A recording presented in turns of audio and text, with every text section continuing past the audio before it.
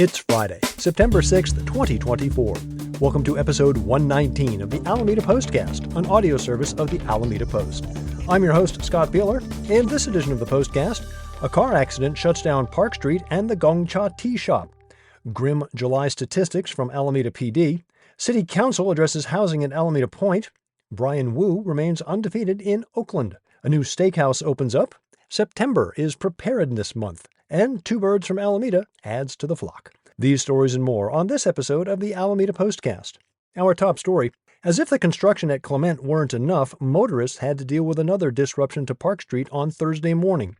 According to the Alameda Police Department, just before 10 a.m., several passerby reported a car driving into the front window of the Gong Cha Tea Shop on the corner of Park and Santa Clara. First responders arrived a few minutes later to find the motorist still inside the vehicle. According to APD Lieutenant Alan Kubayama, quote, "The motorist made a northbound turn onto Park Street from eastbound Santa Clara Avenue. During the left turn, the motorist collided into two pedestrians who were walking in the north crosswalk of Santa Clara Avenue. It seems the vehicle then continued to the left and struck the building." End quote. Although neither of the pedestrians showed any significant visible injuries at the scene, they were transported to a local hospital as a precaution. The driver was not injured and remained at the scene and was interviewed by emergency responders. APD has not indicated whether or not the driver was under the influence or if charges will be filed. APD officers redirected traffic from the scene for about an hour as the vehicle was removed. AC Transit was also notified to reroute bus service. Park Street was reopened to traffic just before 11 a.m. The city's building inspector was called to evaluate the structure of the building. It is not known yet how much repairs to the storefront will cost or how long they will take. The Alameda Post was on the scene shortly after the incident and was able to provide video coverage. This kind of breaking story is a good reason to follow our Facebook page, where we are able to provide coverage of events more quickly than on our website.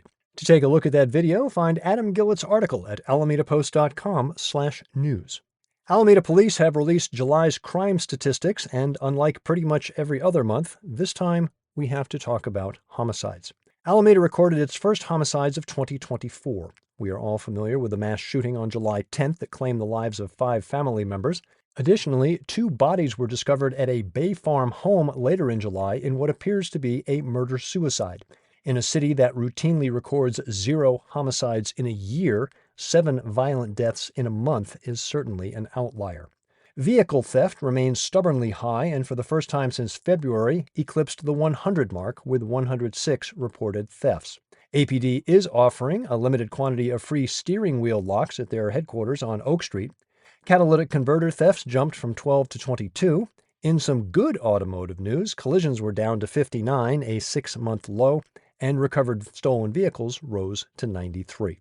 For a deeper look at the numbers, including links to the complete crime report, see Adam Gillett's article at alamedapost.com/news. On Tuesday, the City Council held a study session to grapple with the sometimes convoluted economics of building housing at Alameda Point. Alameda committed to 10,000 new homes in its 2040 general plan and was the first local jurisdiction in the state to complete a certified housing element in the 2023 to 2031 cycle, as we reported literally 100 episodes ago in episode 19. The city's housing element specifies future locations for over 5,300 new homes. Since the Navy conveyed the former Naval Air Station to the city has built and approved 2,251 housing units, of which 25% are affordable to lower-income households.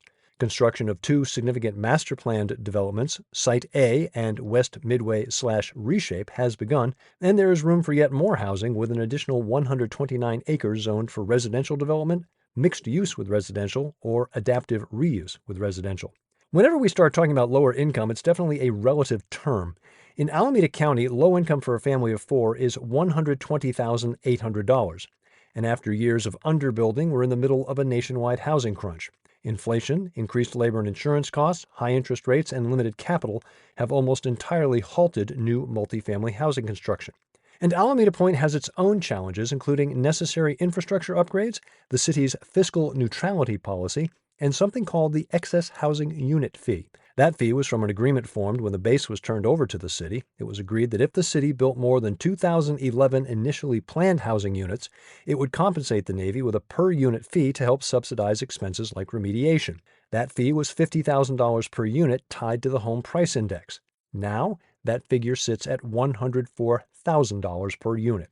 Neither the Navy nor the city anticipated an increase of that magnitude. Affordable housing requires subsidies. Those subsidies have become harder to come by, and some harsh economic realities have set in. City staff estimates that at Alameda Point, the cost to build a townhome is $1.32 million, with an expected sale price of $1.15. The estimated cost of building a multi-family facility, $920,000 per unit, with rent revenues over its life of just about $480,000. So not a pretty business picture. Some steps have been taken. The city has reached a tentative agreement to tie the excess housing unit fee to the Consumer Price Index. That could drop the number as low as $42,000 per unit. Modifications to parking requirements, impact fees, and other steps have been taken. The City Council discussed various elements of the plan and examined additional ways to move forward with the work on Alameda Point. In other business on Tuesday, Council unanimously voted to authorize the city manager to execute an 18-month lease with underwater submersible shop DOER Marine with a 6-month extension option. DOER currently occupies the space at Building 41, but their lease expired at the beginning of the month.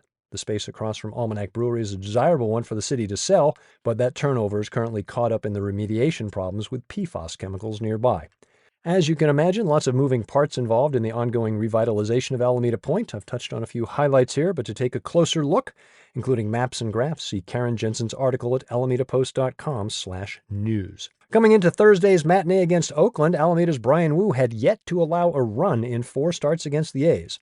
On Thursday, his scoreless streak against Oakland came to an end after 23 2/3 innings, but he battled out of a bases-loaded jam, limiting the A's to 2 runs over 5 innings.